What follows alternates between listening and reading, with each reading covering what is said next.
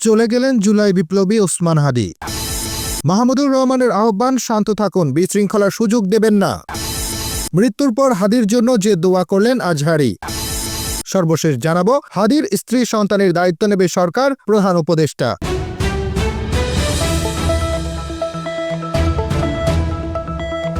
প্রিয় দর্শক, এতক্ষণ শুনছিলেন সংবাদ শিরোনাম, এবারে বিস্তারিত। তবে তার আগে বন্ধুরা, অনুরোধ থাকবে এই সংবাদটিতে একটি লাইক দিন। এই চ্যানেলে আপনি নতুন হয়ে থাকলে আমাদের এই সংবাদটি দেখতে দেখতে চ্যানেলটি সাবস্ক্রাইব করে রাখুন। চলে গেলেন জুলাই বিপ্লবী ওসমান হাদি। ইন্না লিল্লাহি ওয়া ইন্না ইলাইহি রাজিউন। বৃহস্পতিবার রাত 9:40 দিকে ওসমান হাদির ভাই ওমর হাদি আমার দেশকে এ তথ্য নিশ্চিত করেছেন।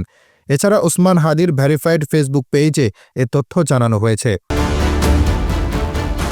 গত শুক্রবার 12 ডিসেম্বর ওসমান হাদিকে গুলি করে মোটরসাইকেল আরোহী দুর্বৃত্তরা।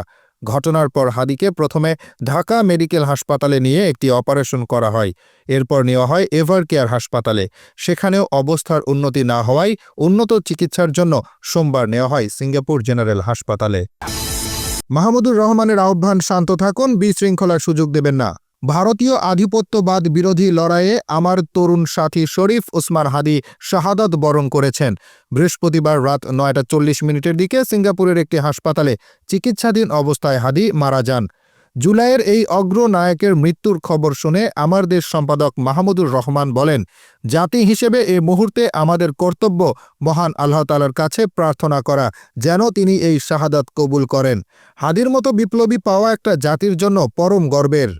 সরকারের কাছে আমার দেশ সম্পাদকের দাবি, যথাযোগ্য রাষ্ট্রীয় মর্যাদায় যেন ওসমান হাদিকে দাফন করা হয়, তার জন্য রাষ্ট্রীয় শোক ঘোষণা করা হোক।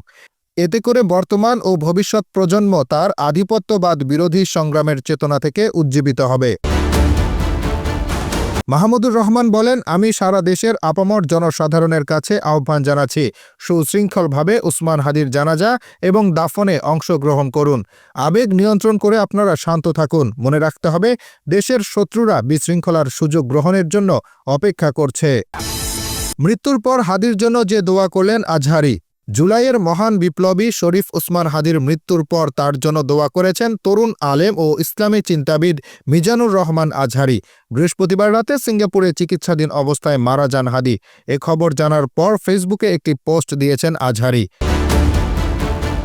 পোস্টে তিনি বলেন, আবরার ফাহাদ আবু সাইদের কাতারে যুক্ত হলেন ওসমান হাদি। আল্লাহ ওসমান হাদির আত্মত্যাগকে কবুল করুন, শাহাদাতের সর্বোচ্চ মর্যাদা দান করুন এবং জান্নাতের মেহমান বানিয়ে নিন। হাদির স্ত্রী সন্তানের দায়িত্ব নেবে সরকার, প্রধান উপদেষ্টা। প্রধান উপদেষ্টা প্রফেসর মোহাম্মদ ইউনুস বলেছেন, ওসমান হাদির মৃত্যুতে আমরা গভীর শোক প্রকাশ করছি। সেই সঙ্গে তার স্ত্রী ও সন্তানের দায়িত্ব নেবে সরকার। বৃহস্পতিবার রাতে জাতির উদ্দেশ্যে দেওয়া ভাষণে তিনি এ ঘোষণা দেন। মূলত ইনকিলাব মঞ্চের আহ্বায়ক গুলিবিদ্ধ শরীফ ওসমান হাদির মৃত্যুর ঘটনায় জাতির উদ্দেশ্যে ভাষণ দেবেন প্রধান উপদেষ্টা। এর আগে বৃহস্পতিবার 18 ডিসেম্বর সিঙ্গাপুরের একটি হাসপাতালে চিকিৎসাধীন অবস্থায় মারা গেছেন তিনি।